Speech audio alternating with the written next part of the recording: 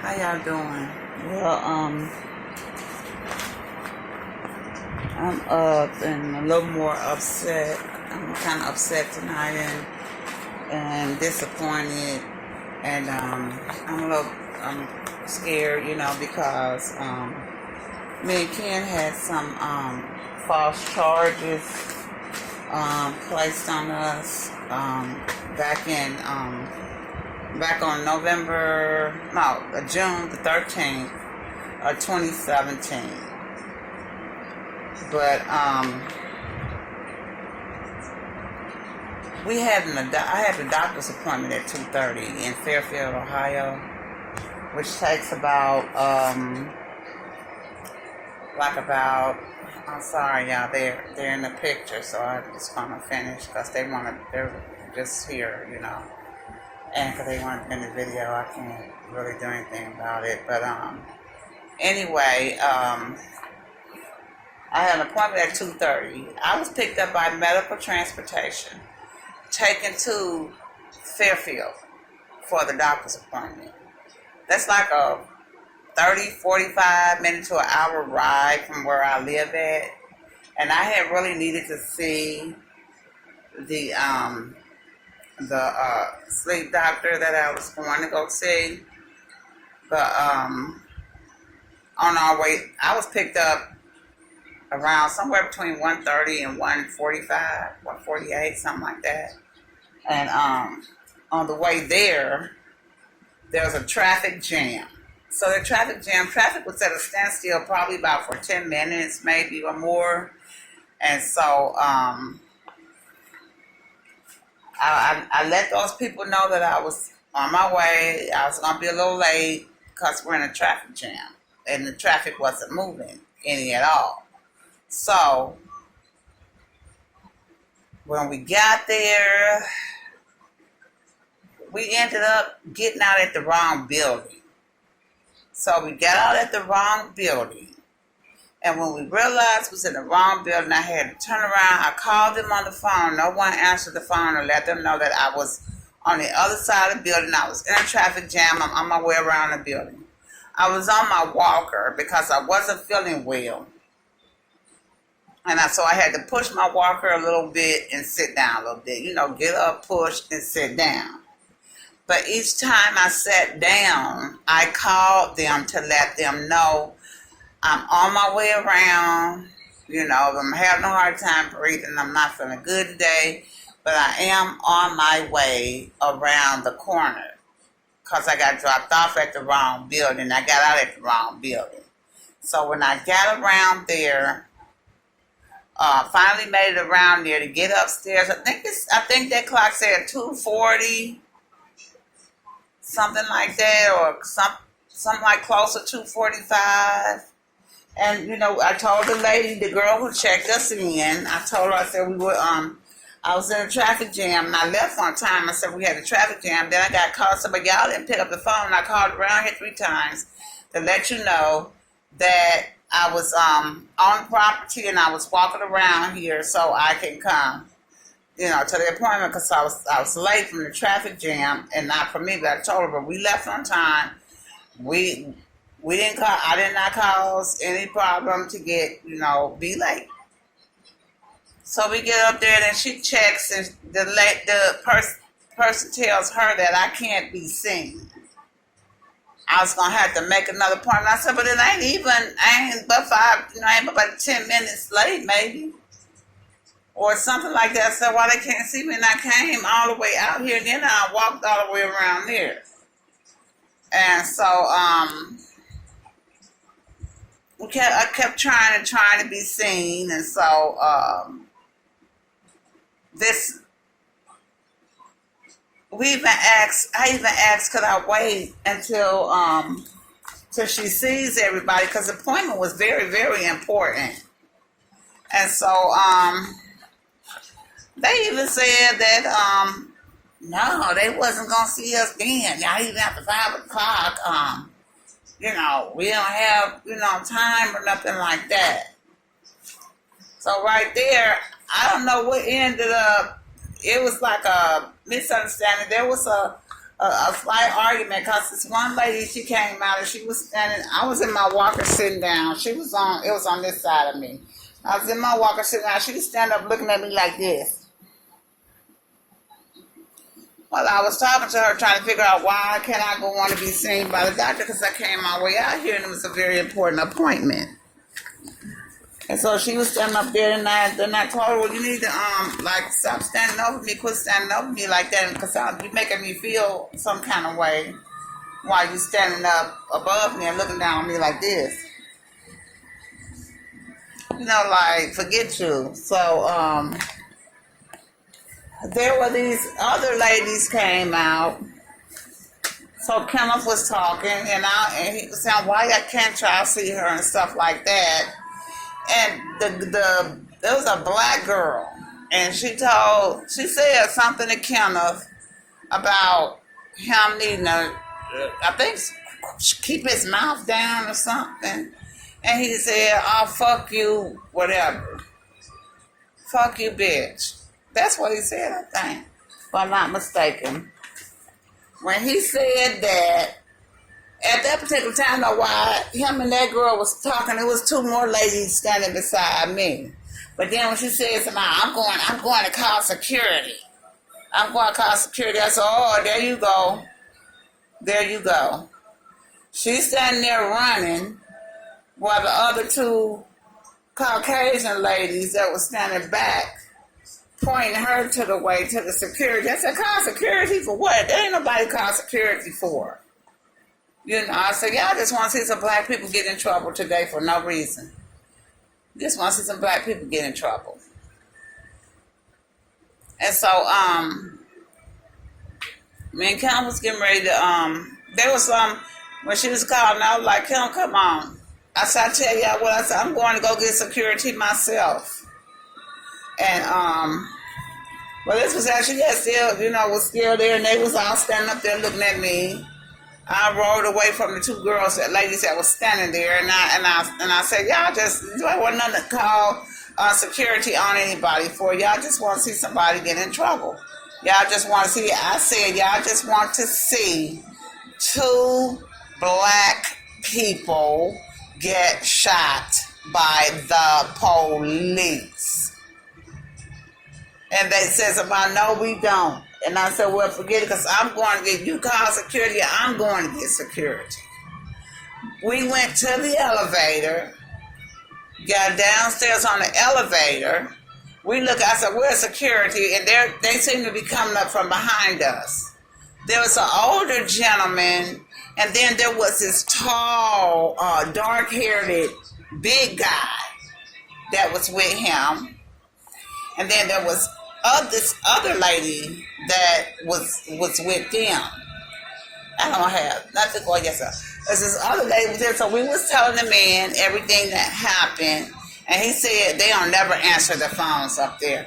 I said, because I called, and I said, now I can't get seen by a doctor. I came all the way out here for nothing. And so, we talked and everything, and I told them, everything. They were talking and laughing because the older man said that the guy that was standing beside him, which I found out later on, his name was Marco Elam. He was a security guard there. And so, basically, we were just told to go on and sit down. Because it really wasn't no big deal. Security was called. And we told our part to security, sat down. And as I was sitting down, I already knew that I didn't want to come back in there anymore. So what I did was I called and got me another doctor while I was there. And this lady, she comes over and she sits down and talks to us. And I told her everything that happened. I even sat there and called the phone number for her to see that nobody picked up the phone. And I told her, don't worry about it. I won't be coming back. I said, someone had told me not to even go that morning, but I did. But I should have just listened to, what I was supposed to listen to. So my heart has been telling something. So we sat there and talked, and her main thing was that she didn't want the place to get in trouble where I was at, and I said I had no issues with getting, because they didn't do nothing to me. I said wasn't no issues at a particular time because did nothing happen. Okay, so I sat there. I know we sat there because I had to call the medical transportation to come back and pick us up. So we had been sitting there for a long time because I remember even telling Kenneth that, go and find out, what time they're going to pick us up. I really can't remember what time I left, but I know I was there for about an hour maybe. And there was nothing. I saw that one big guy, security guard. I saw him, and as I was talking to the lady and stuff, he just wanted me to lower my voice a little bit. And so we didn't see nobody else. We just kind of sat around and waited on the ride. I played on my phone and everything. And so the ride came, and we went home. And I got home, and I told the ladies when I got there, I said, I made it home. I didn't get shot by the police today. I didn't get killed today. Praise God. Like y'all wanted me to. That's what I said. Same thing I said to them while I was there. And so I said goodbye. And so I was asleep. This is on the 13th of June. So about 4 days later, my phone rang. And I woke up, and there was a police officer on the phone. He asked to speak to me. He said, I'm calling from Fairfield Police Department. And he said I was calling about this incident that happened at, the hospital or whatever. And his name is Thomas Portaleo. And so I spoke with him. I said, I thought that was all over with. I said everything and everybody was okay, after I left, because they even sent me in my email, they sent me something to reschedule my appointment, but I told them that's okay, and I told them don't send me any more emails, because I'm not coming back out there. I'm not coming back over here anymore. And so the man, after I got through telling him exactly what happened, we were late for the appointment, medical transportation. And I got dropped out the wrong building, such. So I get over there, all of a sudden, nobody wanted to see me. I said, we had to look, whatever. They called security. I went to look for security. We talked to security. By the time we got through, whether you have the conversation, we were laughing with security, and joking with security. And sat down, and I talked to the other lady that was there. And so we left. Everything was fine. And so this officer says to me, he said, what is this I hear about a gun? I said, huh? He said, what is this I hear about a gun? I said, excuse me, sir, but I don't even know what you're talking about. We don't have no gun. I said, what are you talking about? He said, well, one of the ladies, he said, they said that your boyfriend, Ken, said that he was getting ready to go down to his car and get a gun and come back in the building and shoot them. I said, officer, I said, that's not true. Why would somebody tell you something like that? I said, because the argument was about us being late and caught up in the traffic jam. in medical transportation. I said, we don't own a car. I said, and we don't own a gun. I said, so what are you talking about? I said, who would tell you something like that? And he said, well, I talked to about 3 or 4 more other people who told me the same thing. I said, well, officer, I'm sorry, but those people didn't tell you the truth. I said, there was no threats made by nobody. And it was an argument, plain and simple, no threats. That's it. Some F-bombs dropped. Maybe one name call, but there was no weapons, no threats of weapons or nothing else. And I asked him, I said, Officer Portelios, we were there for a long time.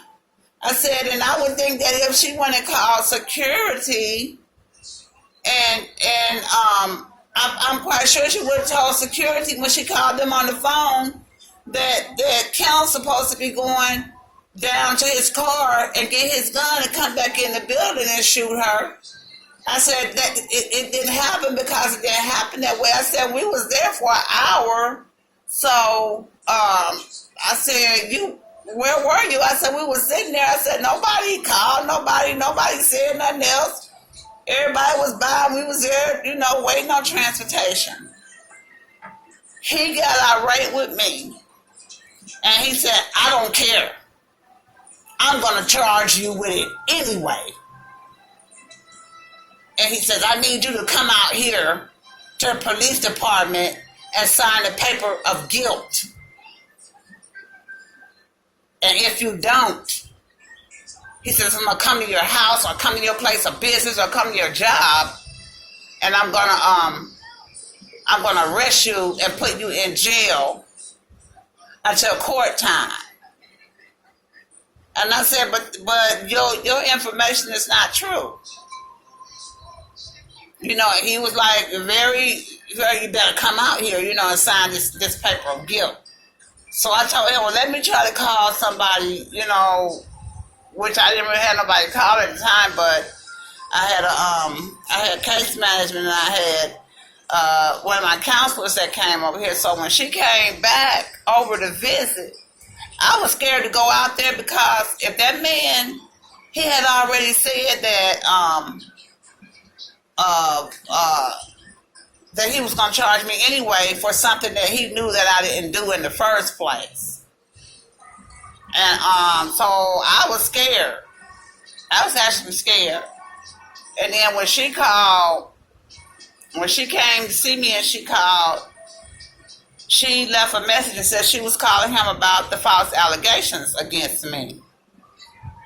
And would he please call her back? But he never called her back.